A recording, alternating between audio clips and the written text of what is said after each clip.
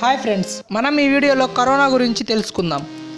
కరోనాకి ఆ పేరు ఎలా వచ్చింది, కరోనా ముందు ఎప్పుడైనా సోకిందా, సోకి ఉంటే ఎప్పుడు సోకింది, అసలు కరోనా ప్రభావం ఎవరిలో ఎక్కువగా ఉంటుంది, ఈ ప్రశ్నలకు సమాధానాలు మనం ఈ వీడియోలో తెలుసుకుందాం.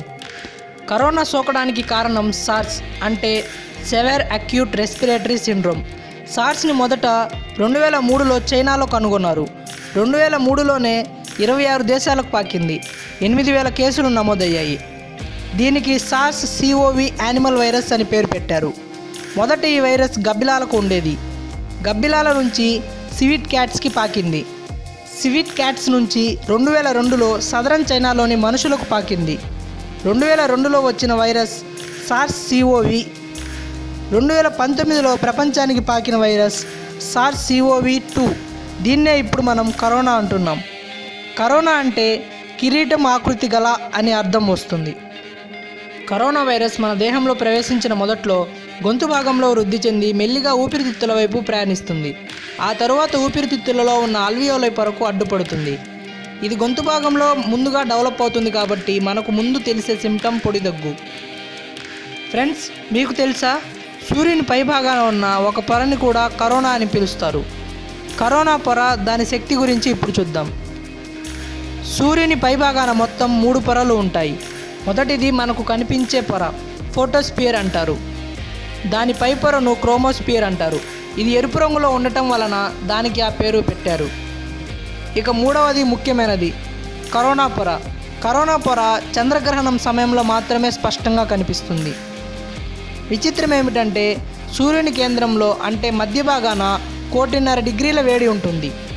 ఫోటోస్పియర్లో 11,000 డిగ్రీలు, క్రోమోస్పియర్లో 18,000 డిగ్రీలు, కరోనా పొరలో 27 లక్షల డిగ్రీల ఉష్ణోగ్రత ఉంటుంది.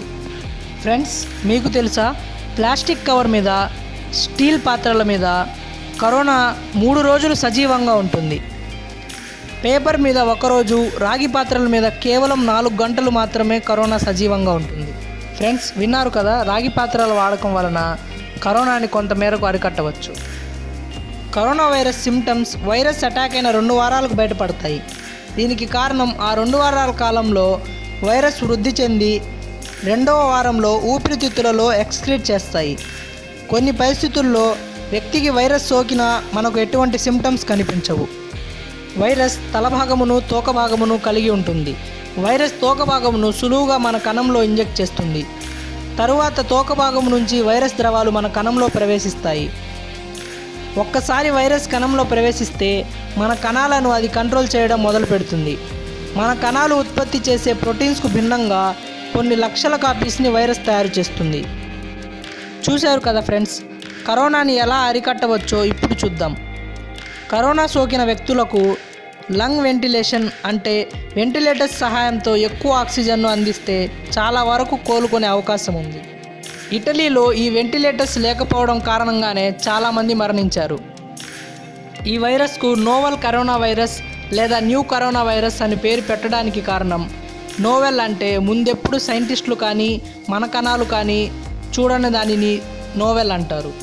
ఫ్రెండ్స్, రోగనిరోధక శక్తి తక్కువగా ఉన్న వ్యక్తులలో దీని ప్రభావం ఎక్కువగా ఉంటుంది. అంటే వయసు పైబడిన వారు లేదా ముందు నుంచే వేరే రోగాలతో బాధపడే వారిలో ఈ వైరస్ ఎక్కువగా వ్యాపిస్తుంది. కరోనాని కోవిడ్-19 అంటారు కదా, ఈ పేరు ఎలా వచ్చిందో చూద్దాం. CO అంటే కరోనా, VI అంటే వైరస్, D అంటే డిసీజ్. ఇక 2019లో మొదట వైరస్ను గుర్తించారు కాబట్టి 19ని యాడ్ చేశారు. ఓకే ఫ్రెండ్స్, కరోనా వైరస్ గురించి ముఖ్యమైన విషయాలు తెలుసుకున్నాం కదా. లాక్డౌన్ను పాటించి ఇండియాను కరోనా ఫ్రీ చేద్దాం.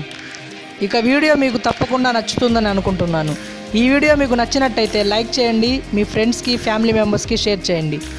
KMS వీడియోస్ తెలుగు ఛానల్ని మాత్రం తప్పకుండా సబ్స్క్రైబ్ చేసుకోండి ఫ్రెండ్స్.